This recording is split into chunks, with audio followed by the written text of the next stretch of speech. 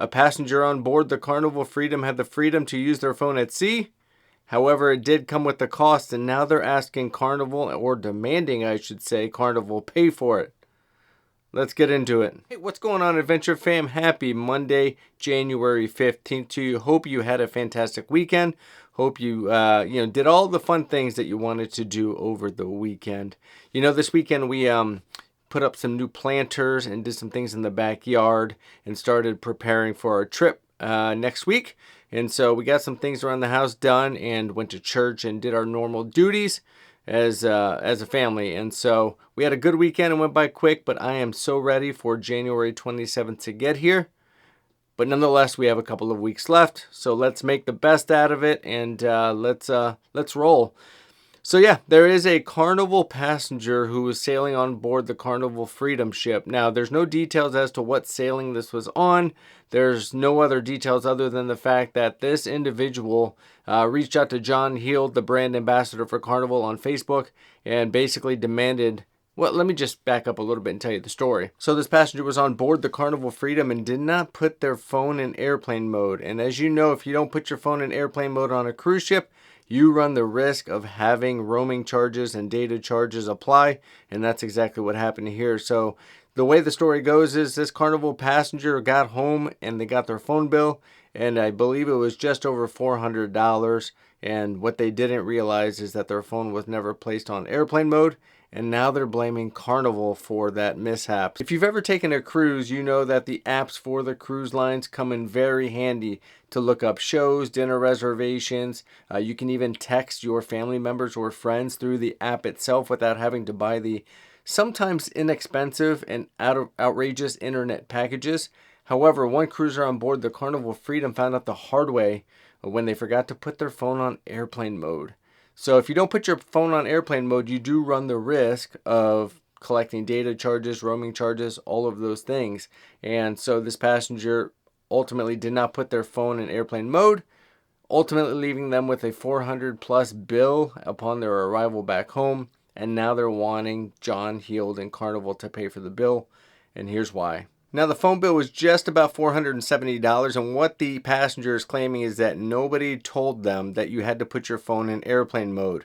They're stating that nobody told them, and therefore, since nobody told them you had to put your phone in airplane mode and they incurred all of these charges, they're now saying that Carnival should be responsible for reimbursing them for their charges. Now, John Heald, the brand ambassador for Carnival, answers questions routinely on his Facebook page, and this issue actually came up, and he did address this head on, and well, not to the satisfaction of the actual passenger. Now, John Heald, the brand ambassador for Carnival, who runs a very popular Facebook page, did address this passenger, not to the satisfaction of the passenger, but he did actually address it on Facebook with an explanation. Now look, while there's no information on the date of the sailing, it does look like this passenger was given some false information. Now while there's no other further details on the actual sailing, it does look like this individual got misinformation. She actually put on there, and I'm going to read it to you now. Someone told me that the cruise line should be responsible because nobody told us we should have the phone in airplane mode or off. Now look, if you're a novice cruiser or your first time cruiser, I can understand you not actually knowing that up front.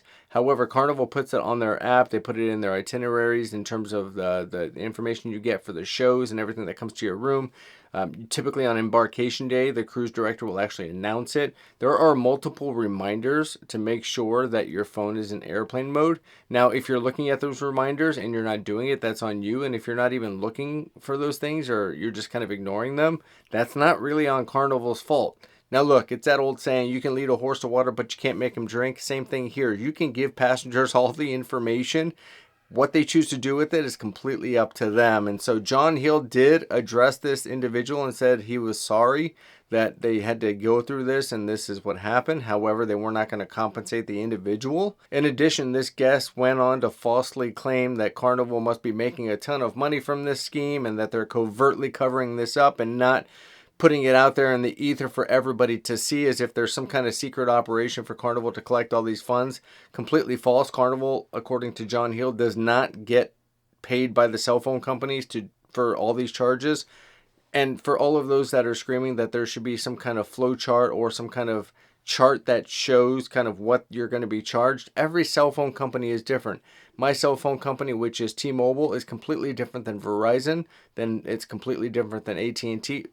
There's no way to come up with a universal chart of what you're going to be charged, because your cell phone carrier is the one that would be the one charging you. So Carnival is not to blame. They shouldn't be coming out with a universal chart. You need to take it, and passengers need to take it upon themselves to go to their cell phone companies and say, hey, I'm going on a cruise. Here are the destinations I'm going. Sarah and I just did this. I went to see if St. Thomas, St. Kitts, Coco Cay, right, for our upcoming cruise next week, what areas are covered with our cell phone plan, which are not, what can we do, right? We do this every time we cruise. It is personal responsibility to go to your cell phone carrier and say, hey, I might be using my cell phone while I'm on this cruise ship. What is it going to do to me? What is it going to do to my bill? How is it going to affect me? Personal responsibility goes a long way. It just really does. We can't get into this game of they didn't tell me, so they need to pay for it and whatever else. We have to take accountability for that. And I'm glad John Hill didn't cave and didn't pay this individual a reimbursement of any kind, because it's not deserved and it's not warranted. Now, the information she got, shame on her friends or whoever gave her that information, right? They are just plain wrong. So good on John Hill for denying the claim. Good on him for not saying we're going to reimburse you. He did apologize. Didn't, nobody wants to see their passengers, get dinged or hit, but it comes down to personal responsibility of the things you need to do, right? It's no different than checking your airline to make sure it's on time, or, right, all of these little details that go into a trip. You need to make sure you're taking personal responsibility to make sure that they're all in alignment. Now, Sarah and I typically opt for the internet package when we get on these cruise ships, just like we did for this upcoming cruise. We typically splurge for the internet, one, so we can keep in contact with the loved ones back home, our kids, the grandparents, things like that, to make sure that everything is checking out and everything is good. Or if the kids are with us, we do it so that we can keep in alignment with our house sitter and things like that. We also do it so that we can get on the internet and upload videos. We also do it so we can, just for our personal pleasure of searching our social media and things like that. We splurge on the internet. And so whenever we put on the internet, we know we have to put our phone in airplane mode and things like that. So we understand it. Obviously, we've been on multiple cruises, so we kind of further understand it. But again, even if it's your first cruise, like I can tell you, before our first cruise, we looked up every detail. Okay, even to the point of what do we need to pack, what kind of things do we need to have, what are some travel hacks for the cruise cabin, what are all these different elements, right, that go into cruising. And so personal responsibility, again, I don't want to beat the dead horse, but there it is. Take personal responsibility, people. So let me know who you think is to blame. If you think that John Hill with Carnival did the right thing in not reimbursing the passenger, go ahead and drop a like on the video. If you feel like the passenger should have been reimbursed and Carnival should have given the individual a reimbursement for their troubles, go ahead and leave a comment. Either way, I want to hear from you, and we're going on the Icon of the Seas here in a couple of weeks, and if you want to be a part of our adventure fam and see that footage and be a part of that trip, go ahead and subscribe. It doesn't take but 2 seconds of your time. We'd really appreciate it, and we love you guys, and we will see you guys tomorrow. Peace.